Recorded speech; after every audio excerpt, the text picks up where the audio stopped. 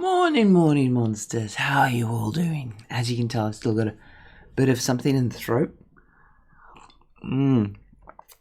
Still on the lemsip, still on the things. It really doesn't want to go. Maybe I've got coronavirus. Who knows? So probably not a joking topic, but you know, it's one of, you know how it is when a cold hangs around. When a cold hangs around, it's just nilakani. Right. So what we are going to do today is I want to talk a bit about using dreams in video composition or backgrounds. You've all seen that intro screen. I've decided that intro screen's got to go, and when you next see it on Monday, it'll all be different. But first, before I do that, I want to talk about some techniques. So first of all, actually, let's exit out this creation. What we're better off doing is we're better off looking for our Morning Monsters set. Morning. Huh? Is it not monsters? Monster desk. There it is. Right. So, the first thing is there are different ways you can, what they say, key a scene, right? Because now obviously the nicest way, let us turn off our grades and effects for now. The nicest way is if we, because this is a 3D scene, could just give you the depth buffer, right? Because it's there. But at the moment, that's not a thing that we do. So the alternatives is you've got traditional color keying techniques, right? So when you've got an asset like this and you want to bring it into Photoshop, or you want to bring it into OBS, or you want to bring it into Premiere, and you want to make cool shit with it, right? So there's there's two real kind of keying methods with colors. The one's called luma keying, right? And luma keying is basically black to white keying, right? Now luma keying can be actually really useful if we go into the sun and sky gadget, and you see this fog range, right? If we change this fog range down to say 10, what'll happen now is you see how the sky comes in really quickly there. What I'm actually going to do is I'm going to clone this. I'm going to turn this off, and I'm going to reset the fog range on that. Just remember triangle to reset the value. So here on this sun and sky gadget, I'm going to reset. I'm going to keep the sky brightness where it is.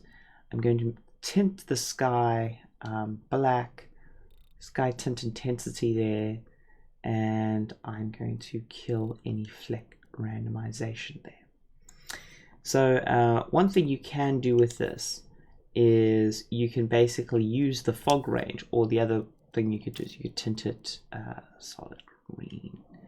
You can use the fog range to, if you set it really short, to get a kind of depth map gradient out of it, especially if you go into here and you turn off style and code effects and paint. Do I need to turn off anything else? I need to turn on studio lighting. No, I need to turn off studio light. Yeah, that's right. So now you could use the level of greenness somewhat to get that in there. It reduces the fog around the light gadgets, which I thought was, did you know if you extend the fog distance, it reduces the fog around the light gadgets? So, okay, the reason why the fog distance is a thing is performance, right? Because when stuff is hidden by the fog, it helps your frame rate. And it also helps with how much shadow calculation you have to do, because it's basically your maximum fog distance is the maximum distance for which you're catering. So if you're doing indoor scenes and things like that, or you're doing small scenes, you might want to bring your fog range in. If you're doing anything outdoors, you probably want to keep your fog range out. It's just where it is with that. So the fog range stuff is a particular way that you can deal with it. But there are other better ways. So as I say, luma keying is another way, and this is basically picking up stuff that is black and pulling it out, right? So you want like the solid blacks. So the traditional place you would have seen this with, by the way, is, let's just flip this around, is if we go here and tint, and we tint that solid black, and now you notice how we're still getting that sort of that softness in the scene. That is just how some of our lighting and our vignetting works. If I just copy this gradient effects gadget here, I turn it on. If I dial up the contrast a little bit, and I turn off any grain, I turn off any lens flare, I turn off any bloom, and I turn off any vignette, now we've got quite a solid black. So now if I say take this here and I animate this in front of a solid background, I can use luma keying to key that out, right? And that'll get you some of the most reliable results when you're trying to pull out a single element. So when you're trying to make a sticker or anything like that, cool heart, yeah. Yeah, so also the other big thing I want to point out is because you have the equivalent of what they had in Star Wars, which is motion controlled cameras, you can repeat the exact same camera movement. You will often want to do more than one pass when you're compositing a piece together. And at some time we'll do a longer tutorial about doing multiple camera passes and putting together a composite shot. That's really how you're meant to do it. Do not expect to capture one pass and get everything you need. Right. So then the final way, and the way that is one of the actual easiest ways, because we have really good tools for this, is what we call green screen, or by its more correct name, chroma keying. Now the thing with chroma keying is traditionally we use green partly because of skin tones and partly because the human eye has this. So in traditional film we use blue because the silver, the way film production worked, we could get more quality in the blue range, right? Our blues just had more blue to them. So blue screening was sort of natural. Also, as I say, skin tones affected the choice to some extent. In a digital CMOS chip, we realized, hey, most of the stuff you film with digital things, the greens are really important. So it's easier to illustrate it in Dreams. So in traditional CMOS sort of digital photography, they were like, okay, we need a grid pattern, and we could literally associate like evenly out, because you've got to detect like strength of wavelength.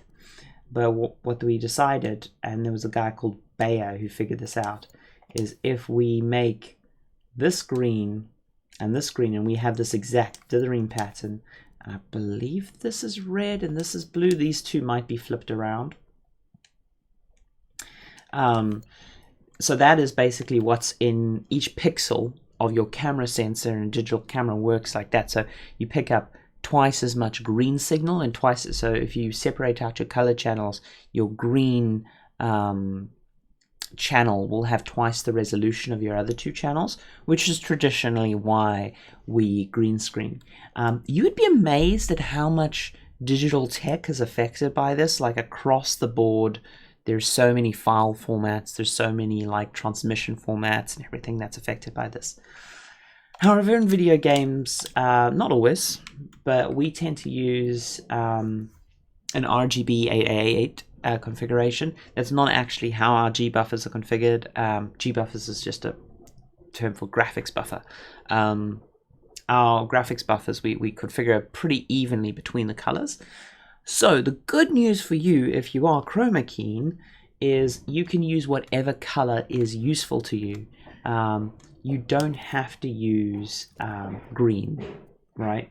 So that's a long way of saying this is why your color choice doesn't really matter. So I'm just going to go bloop. and then I'm going to go bloop, and I'm going to be lazy, and in the text box I'm going to make the text box, I'm just dragged a wire from the color of the font to the thing, so if I change the color of the font it'll change the color of the background, because I don't actually want anything on there, so that's why that is like that. Okay, let's kill the text box curviness for now. We're just using this as a element in there. That's great. It's not taking any shadow. Get it in scene. Right, and allow rotation. We don't always want it to face camera. And that should be all the setup we have to do for this. So now, at the moment, I've got this as a solid. Yeah, someone is vacuuming out in the corridor for the flat. So now I've got that as a solid color. So now if I want to, oh wait, I forgot to turn off auto padding option deny. That's what I forgot. I knew I forgot a setting. Auto fit. There he is. So now I can, for this screen, because now I have to show things on the screen, right? For this screen, I can sort of pull this out. And what I'm actually going to do is I'm going to come in here. Let's go into studio lighting, and there we go. Cool. Punch it out. Okay. So what I'm going to actually do here is I'm going to come in with oh, perfect. I didn't realize I'd already separated that out. That is genius. So by the way, you could also take this individual thing if you want to use a sculpture as part of your chrome keying. What you need to do is you need to turn off emit from light and cast shadows, and you need to dial this up, and then you also need to go into here, make sure that's red as well, color amount, glow on there. No, does not like that. See if you can even it out as much as you can. No, just maximize that glow. You want it 100% rough, yes, and you want it 100% metal, I believe. This is if you're using a sculpt. And then there was another thing you needed to set. Oh, that was right. If you go into it here and you set the flex, there's one of these flex which is a bit more solid, and then you're probably going to want to take out the sculpture detail tool and just maximize up, maximize up the sculpture detail to just minimize the fleckiness of it. There we go. And that way you can use a sculpture to do the chroma keying as well. But for the cleanest results, let me just undo that. I love how big our undo stack is. For the cleanest results, I would recommend using a text gadget, because a text gadget will get that that crisp, flat color regardless. So what I'm going to do here, okay, there we go, that's all done, is I need to bring, oh dear, it's always this annoying thing with widgets that they, okay, I'm going to do this because it's going to make my life easier in the future. Okay, scope in, right. So then what we're going to do is we're going to put a little switch in here just to make our life, fuck's sakes, make our life a little bit easier here. Okay, the switch can power that, and can power that via a NOT gate.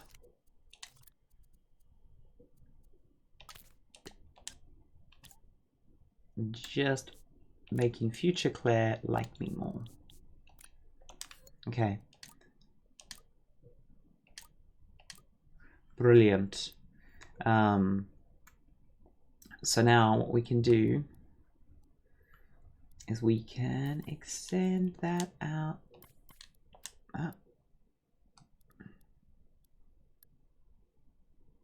Now remember, whenever you've got these small adjustments, you just hold very gently on the R2 or L2 stick, and you'll make smaller movements. I always want to repeat this because this is probably the biggest issue I hear. So if you hold down solidly, you'll see the imp tip is nice and rigid and you move really fast. But if you're ever doing small adjustments, you hold down a little bit and you see the imp tip gets a lot of flex, and you can make very small adjustments. I've said it a million times. I'm going to say it a million times more because it is probably the biggest difference that people have with this kind of stuff. Okay, so we're going to turn that on there, and now we're going to go in here, and so this particular bit here I'm just going to stretch in like that, and I know it looks completely redonkulous. Why? Oh, because we got the floor guide on, and the floor guide shows up through things. Yep. Right. So why was it not? Why are you not showing?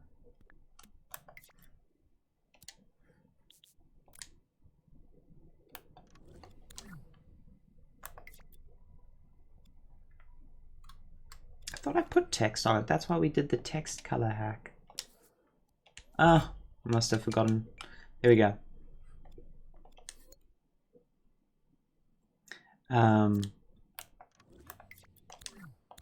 There we go. Right, so that world is in there,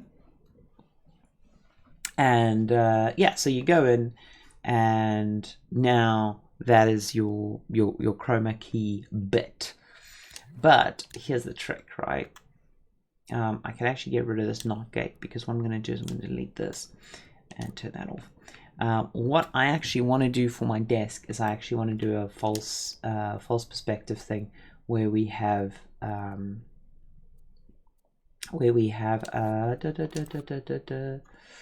like a whatchamacallit, a thingy-majiggy world, like a, you know, one of those zoom in and invisible box worlds. Oh, you know the thing I'm talking about.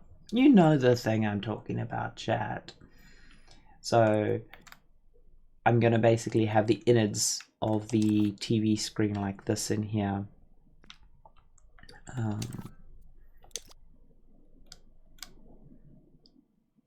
Like that.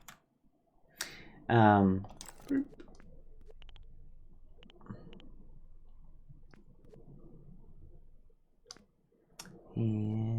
go in, come in here, just flip.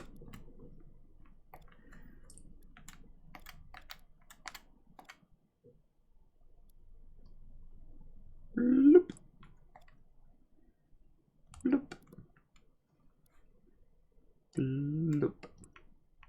So yeah, and then the trick is for your actual take the photo, so to speak.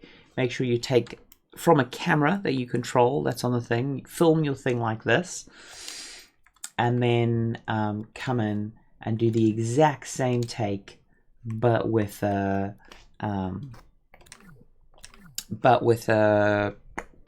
exact same thing. And if you're actually clever and you set up your timelines, you could basically have the same timeline play twice, once with your chroma key stuff on, once with your chroma key stuff off, and it'll make automating that process very quickly. To what chat is talking about at the moment, there are some settings if you're using the share export stuff, if you're not using a capture card, and to be honest, you'll probably get better results with the sharing stuff, not sharing your video clip settings. Here we go. So you can set the length of the clip and the dimensions of the clip.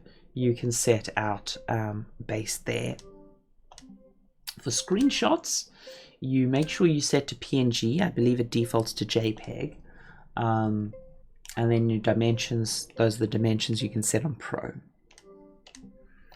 So yeah, that is the that is a thing to stay aware of. As Swarm says in chat, downsampling is usually your best option, and don't be afraid to do some camera stitching work. That's a very possible and feasible thing to do. Yeah, we actually Claire, shut up, that's not a thing. Yeah, so you know, this is something I personally really care about, and I really want to make this whole process of video exporting and like photo exporting and all that kind of stuff from Dreams to be easier and to support all the various bits and pieces.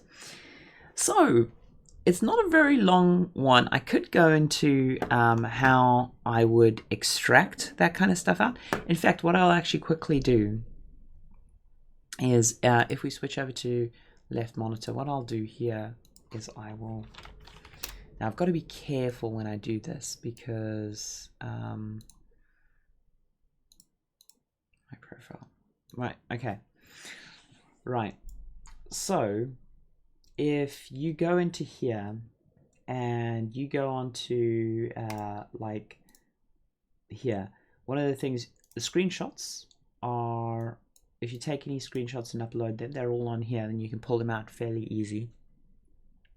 But then if you open in Tools, the Assets bit will allow you to download the icon. So that's a thing you can do there, and pull out the icon easily from that, and that'll be a high quality version of the icon. So where's my, there we go. So yeah, that is how you can set all this up. Next time when you see the morning stream placeholder image on Monday, you will see an animated version of it, because I just want to upgrade that and make that slightly better. And I may do some, if people are interested, hit me up in chat now, or hit me up in Twitter or in the YouTube comments about compositing multiple effects over multiple shots. Then let me know, and it's something I could show you. It would probably require that we go into Davinci Resolve or some video editing software, and we go through that. So it would not be a Dreams only process. But yeah, for those of you in YouTube, ta-ta for now. This is a live morning show. Come join us in the mornings. I'm going to talk with chat now, and you're not invited. Well, you are invited, but not today, because you're not on Twitch. You're on YouTube. There. Join us on Twitch. So bye-bye to now.